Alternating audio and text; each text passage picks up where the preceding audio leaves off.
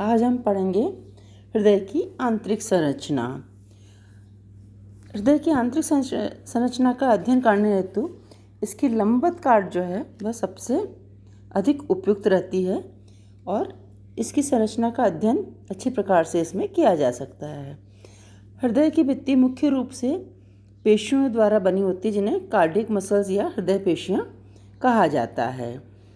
ये cardiac muscles जो हैं ये एक विशिष्ट प्रकार की मांसपेशियाँ होती हैं, क्योंकि अगर आपको ध्यान हो, आपने पिछली क्लासेस में मांसपेशियों का अध्ययन किया होगा तो आपने देखा होगा कि उसमें रेखित अरेखित मांसपेशियाँ होती हैं। अर्थात रेखित पेशियाँ जो होती हैं वो सीधी होती है, किंतु उनमें अल्टरनेट बैंड्स पाए जाते हैं एक्टिन और मायोसिन के। इस कारण से वह रेखित नज़र आती हैं। उसमें बहुकेंद्रकी पेशियाँ ही होती हैं। इसके विपरीत अरेखित मांसपेशियाँ जो होती हैं वह प्राय स्ट्रेट होती हैं और यह एक या द्विकेंद्रकी कोशिकाएं होती हैं। और रेखित कोशिकाएं जो होती है वो प्राय ऐच्छिक कार्य करती हैं, जबकि अरेखित कोशिकाएं अनैच्छिक होती हैं। किंतु हृदय पेशियाँ जो हैं यह सीधी होने के स्थान पर शाखित होती हैं और रेखित होने के बावजूद भी अनैच्छिक क्रियाएं करती हैं। ये इन मांसपेशियों की विशेषता होती है। हृदय का जो पेशी स्तर होता है वह काफ़ी थिक होता है और इसे मायोकार्डियम कहा जाता है।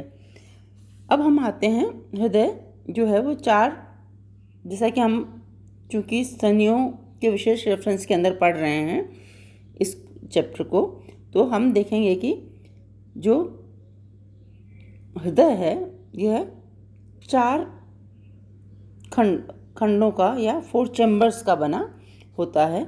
इसमें आप देखिए कि आगे की तरफ 2 आलिंद पाए जाते हैं एवं पीछे की ओर 2 निलय पाए जाते हैं। दोनों आलिंद जो हैं वह इंटर ऑरिकुलर सेप्टम के द्वारा जो है एक दूसरे से अलग होते हैं और इस इंटर ऑरिकुलर सेप्टा के ऊपर जो है एक छोटा रंध्र या पिट पाया जाता है, जिसे फोसा ओविलिस कहा जाता है। ऐसा माना जाता है कि ये भ्रूणीय डेवलपमेंट के दौरान जो है फोरामिना ओवलिस था, जो कि बाद में फुफ्फुस के क्रियाशील होने के पश्चात जो है यह बंद हो जाता है। इसका सिर्फ अवशेष जो है फोसा ओवलिस के रूप में रह जाता है। इसके अतिरिक्त अगर हम बात करें निलय की, तो निलय जो है वो एक अंतर्निलय पट्टिका के द्वारा 2 भागों में विभक्त होता है और ये दोनों भाग जो हैं वो अनइक्वल होते हैं। अर्थात जो लेफ्ट वेंट्रिकल है यह ज़्यादा मांसल होता है राइट वेंट्रिकल की तुलना में।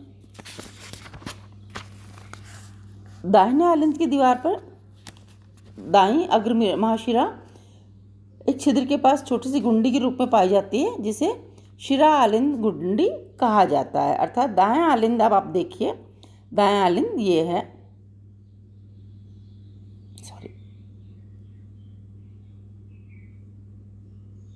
ये दायां आलिंद है, ठीक है।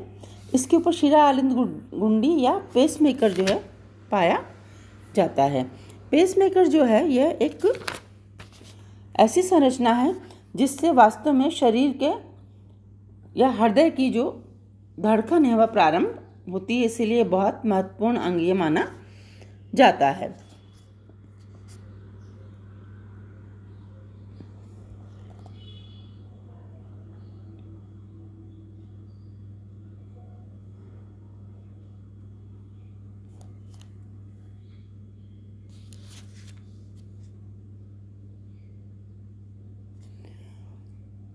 आलिंद एवं निलय को पृथक करने वाली जो पट्टी होती है उसे आलिंद निलय पट्टी कहा जाता है। दायां आलिंद जो होता है एक आलिंद निलय पट्टी,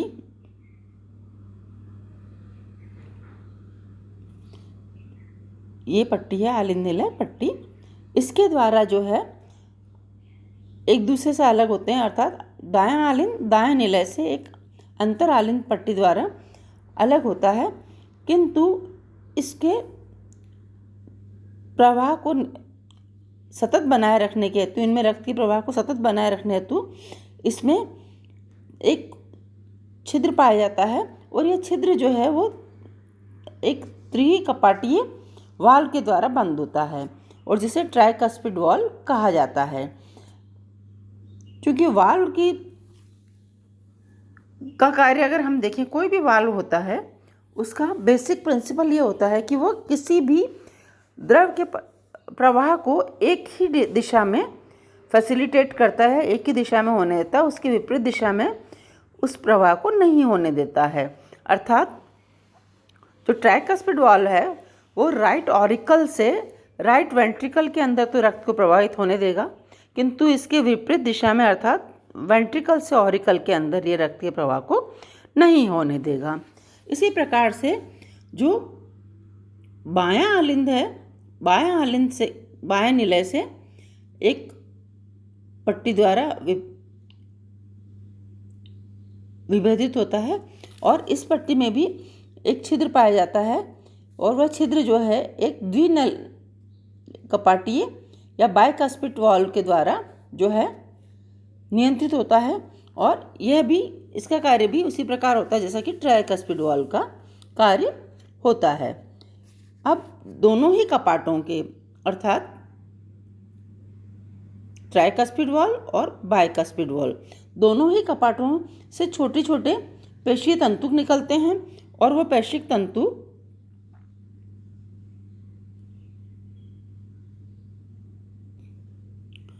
जैसा कि आप इस चित्र में देख रहे हैं कि वह पेशीय तंतु जो हैं वो निलय के अंदर पाए जाने वाली, निलय में पाए जाने वाले जो कंडरा रज्जु या कॉर्डना टेंडनाई है उनसे जुड़े रहते हैं ये बारीक तंतु जो कि वाल्व से निकल रहे हैं। अर्थात इनका नियंत्रण जो है वो कंडरा रज्जु और वाल्व से निकलने वाले जो छोटे छोटे पेशी तंतु हैं यह नियंत्रित करते हैं। दोनों निलय के मध्य एक तिरछी अंतरा निलय पट्टी पाई जाती है।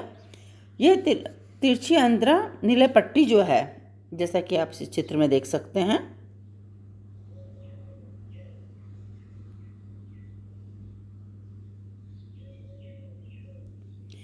जैसा कि इस चित्र में आप देख सकते हैं अंतरा निलय पट्टी ये है।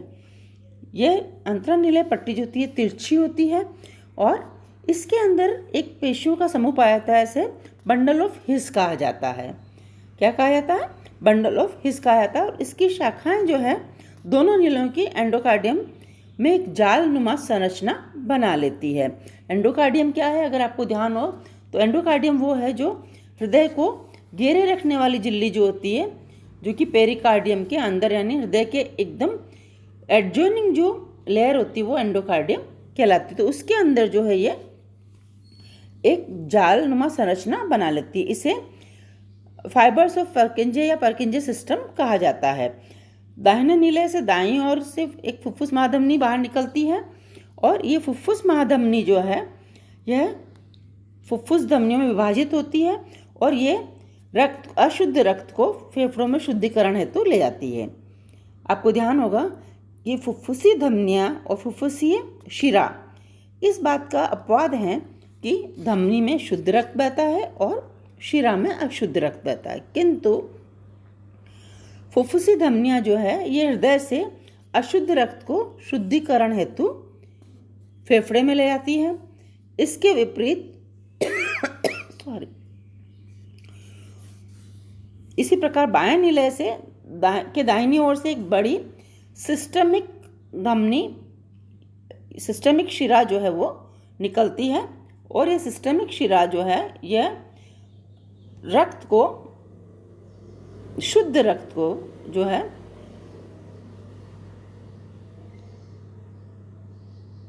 हृदय के अंदर हृदय से विभिन्न अंगों को ले जाती हैं और जिससे कि ऑक्सीजन जो है रक्त के साथ